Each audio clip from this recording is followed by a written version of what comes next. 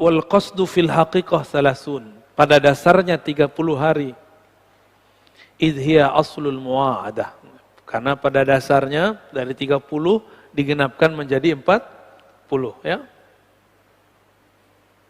Wa aqalluha asyaratun li'tikafihi sallallahu alaihi wasallam. Minimal i'tikaf itu 10 hari. Ini versi kitab, Pak. Kalau versi saya enggak. Aqalluha yaum wa laylah. Minimal 1 hari 1 malam. Bahkan kalau guru saya yang pemurah, kamu tidak bisa sehari semalam, ya sudah 1 jam bersama saya. Itu ada guru kita yang ngomong begitu. Tapi beliau ngomongnya sama siapa, Pak? Sama orang alim. Orang alim bisa menanggalkan kealimannya 1 jam, usul kepada Allah. Langsung sampai kepada Allah. Langsung dia diterima di sisi Allah. Orang alim. Kalau orang-orang Badung kayak kita ini, gak cukup 1 jam, Pak. Harus berjam-jam, ya.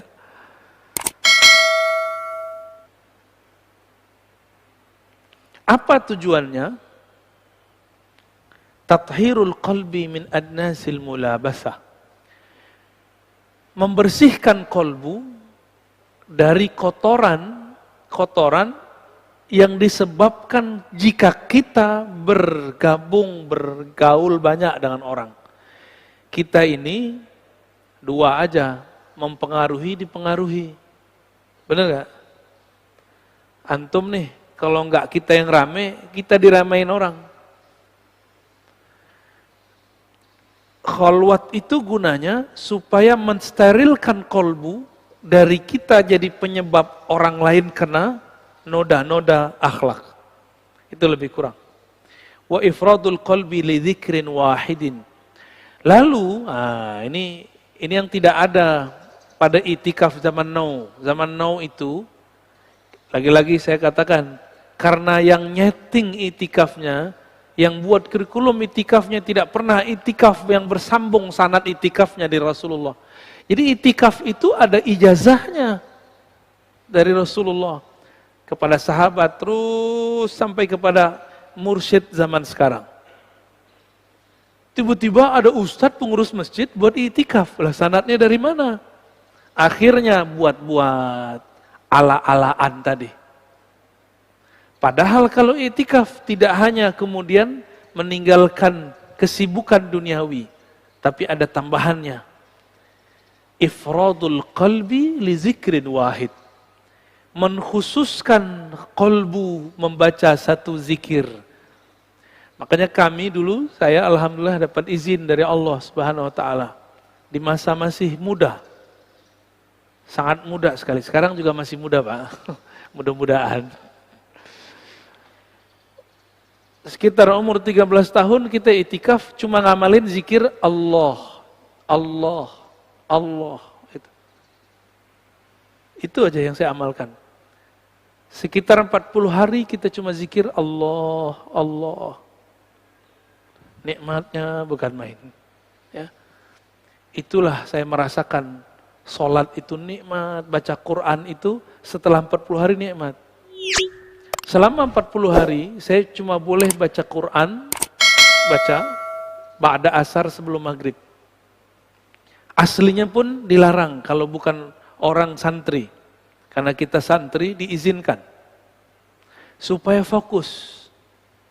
Karena nanti setelah itu juga ada namanya khalwat Quran. Khusus Quran aja.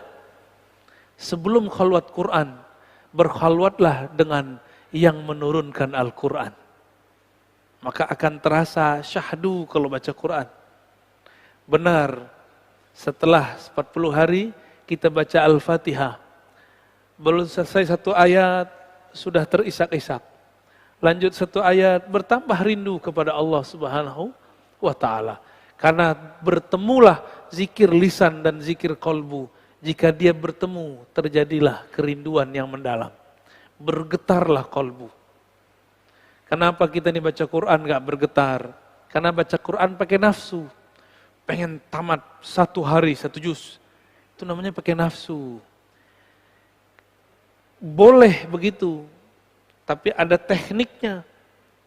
Ulama kita dulu ada tekniknya, Fahmi Bisyaukin. Ya. Yang ngerti, yang pernah nyantri itu paham maksud saya itu. Fahmi Bisyaukin itu sekitar 7 hari khatam. Seminggu khatam. Khatam Quran.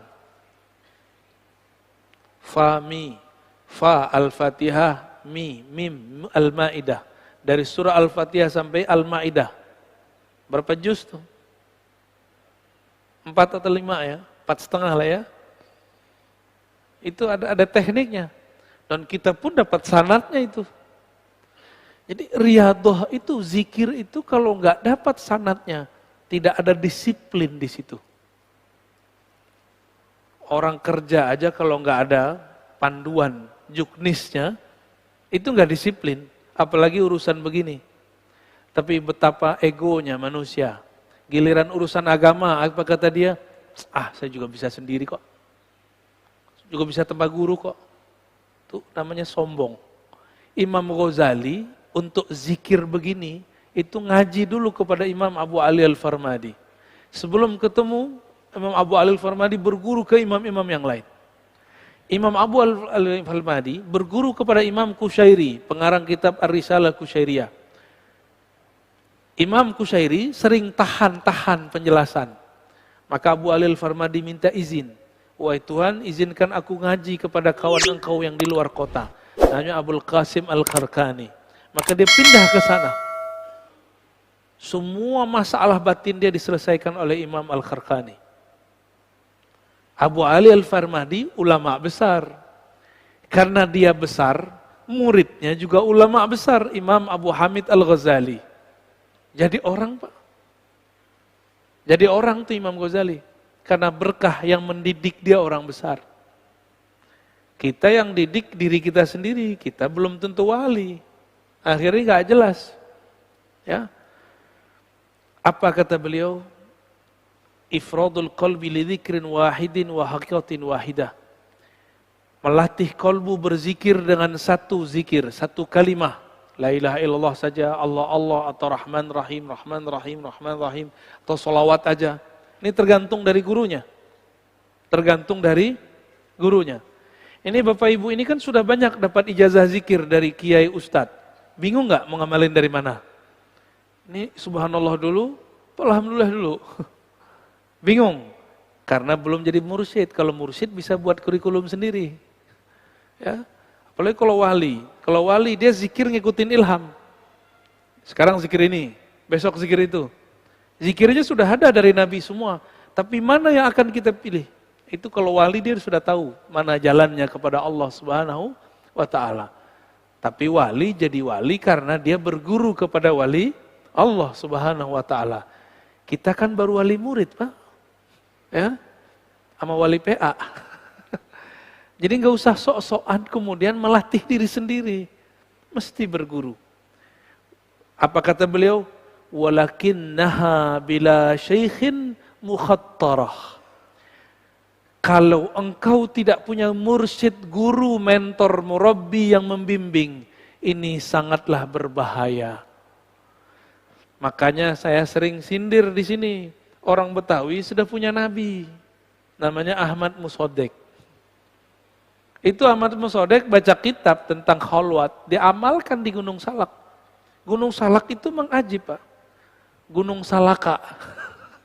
Salaka itu kalau bahasa santri itu artinya suluk. Cocok logi.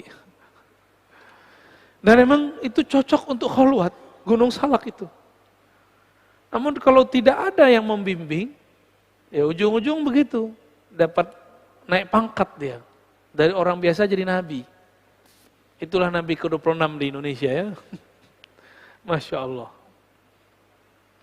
Walaha futuhun azim wa qad la tasihhu bi aqwam falya'tabir kullu ahadin biha halah. Khalwat itu, riyadhah khalwat itu ada futuh azim. Ada penyingkapan yang luar biasa kalau dilakukan. Ini ilustrasi. Santri belajar atau siswa belajar di rumah sama di sekolah, beda gak? Sekolah itu sama seperti khalwat. Ada kurikulumnya, ada gurunya. Lebih cepat biasanya anak itu faham di pesantren daripada di rumah. Makanya sampai sekarang kiai-kiai faham. Akhirnya dibuatlah pesantren menjadi tempat isolasi. Maksudnya apa? Jadi anak-anak nggak usah belajar di rumah, isolasikan di pesantren. Maka Bapak Ibu nggak usah sok-sok protokoler. Kalau anaknya pesantren, Mas biarin aja di situ. Karena di pesantren itu aman. Jangan sok-sok. Ntar tukang dapurnya gimana? Ntar ininya gimana? Udah itu beres sudah. Ya. Kita yang ngomong begitu, kadang kita lebih tidak protokoler daripada orang-orang di pesantren. Di pesantren udah mereka kuat disiplinnya, kuat juga doanya. Ya. Ada satu majelis, orangnya dempet-dempet terus Pak. Waktu pandemi lagi kenceng, itu majelisnya jalan terus. Amalannya cuma rotibul haddad, rotibul attas. Dan tidak ada satupun majelis, orang majelis kena corona. Tapi ketika majelisnya diliburkan, anggota majelis pada liburan. Pulang-pulang dari liburan menjadi LC, lulusan COVID. Itu kejadian, karena kekuatan zikir. Ketika dia keluar, dia tidak dijaga lagi di zikir. Satu zikir ada malaikat penjaganya. Malaikatnya bukan 1, 2. Malaikat itu per huruf. Bismillahirrahmanirrahim. Itu malaikatnya paling banyak tuh.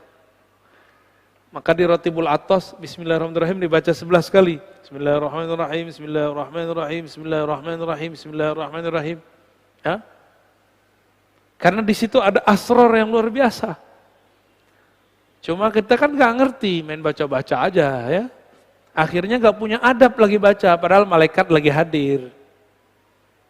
Ini majelis begini aja malaikat banyak hadir Pak.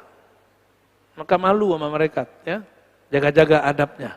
Jangan ingat-ingat duniawi di sini ya.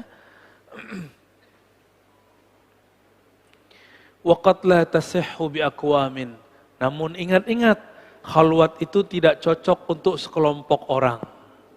Contoh, pemimpin sama guru sama karyawan, cocok nggak? Pegawai PNS, cocok nggak? Kecuali dia dapat cuti. Pemimpin kalau berkhalwat, hancur nggak negeri? Ulama, guru kalau berkhalwat, hancur nggak pesantren? Terus aparatur negara berkhalwat, gawat. Oleh karena itu, khalwat ini cocok untuk orang-orang yang punya waktu luang. Kayaknya WFH itu kesempatan khalwat banyak, cuma kan udah mau selesai. Kecuali nanti datang lagi pandemi baru. Ya, antum doa, janganlah. Dia bakal datang-datang sendiri, nggak usah doa ya.